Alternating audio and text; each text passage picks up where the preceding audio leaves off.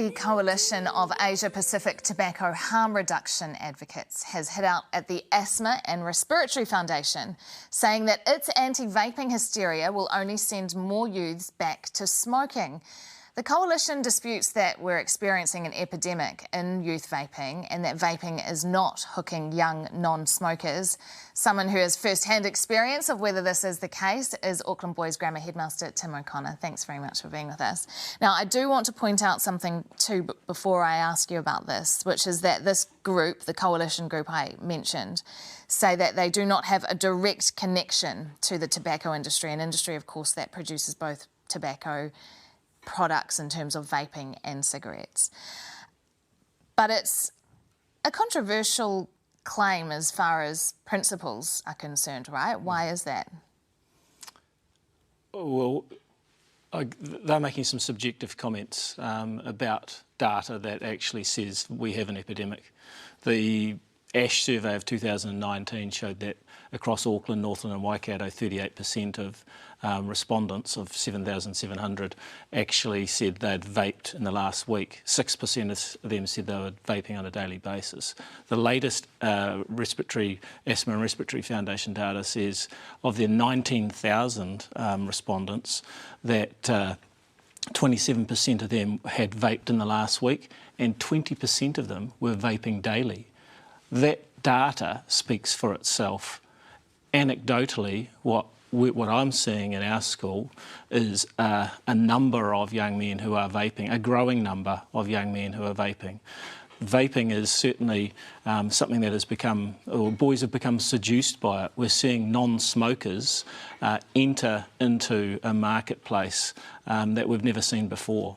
See, I was at high school 20-something years ago now, and I feel that we were having this discussion then about cigarettes. So there were kids in the bathrooms, they were smoking at the end of the field. Is this any different? It's just a replacement for cigarettes?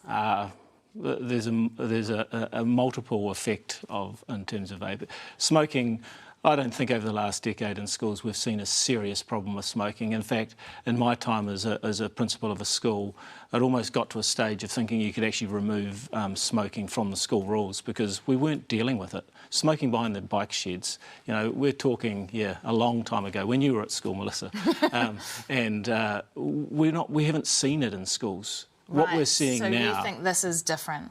Well, our toilets have never smelt like passion fruit before in 153 years. They smell like passion fruit most days. Tell me why. Would you call it an epidemic? It's an epidemic.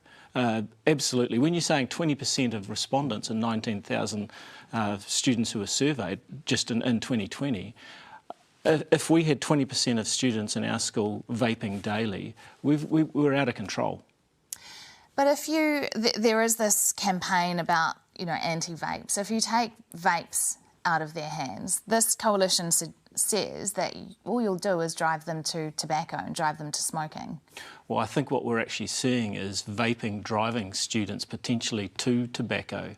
We're seeing vape products with 60 milligrams of nicotine in them. Cigarettes have, up to 20 milligrams of nicotine in them. We're actually putting students, young people, into a position where they will become addicted and they'll move into their early 20s having no choice but to use these products. And that's what the tobacco industry want. They know that tobacco is not as sexy as it has been in the past, and now we have a new smoking, and that's vaping.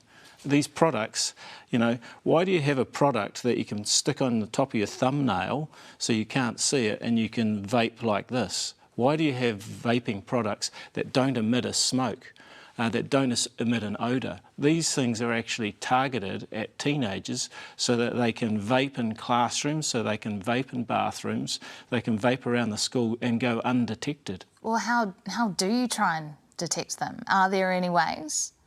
Well, we'll do everything we can. We chase the little buggers down the street if we have to. We'll talk to their parents, we stand them down. We've got vape detectors in toilet blocks now because that's where you go. If you ask our boys and if you ask any students in any secondary school across this country, I bet you they tell you that there are students in their toilet blocks who are vaping and that their toilet blocks smell and they can't necessarily access toilets because there's someone locked in it who's vaping. It's frustrating many. University of Auckland researchers, though, say that there is no vaping epidemic. This is what they're saying, that they don't support the notion that there's a large population of youth dependent on vaping. Is that the key word, dependent? I don't think we'll see dependency for perhaps another 5 or 10 years. I don't think we'll know exactly what we're seeing. And the concern for us is the growing number who are trying it. And we are seeing a number of students who are admitting, as we're dealing with them, that they are addicted. That's a small number at this point. But the consequence is going to be in 5 years and 10 years and 15 years. And then I think we'll look back on an interview like this and say, actually, you know what? There was a problem and we should have actually done something about it then. We should have raised the age to 21. We should actually make sure that vaping stores can't be within close proximity to schools. My preference would actually be that these things are for prescription only if you're under the age of 21. Auckland Grammar School Principal Tim O'Connor, thanks very much for being with us this morning. Thanks, Melissa.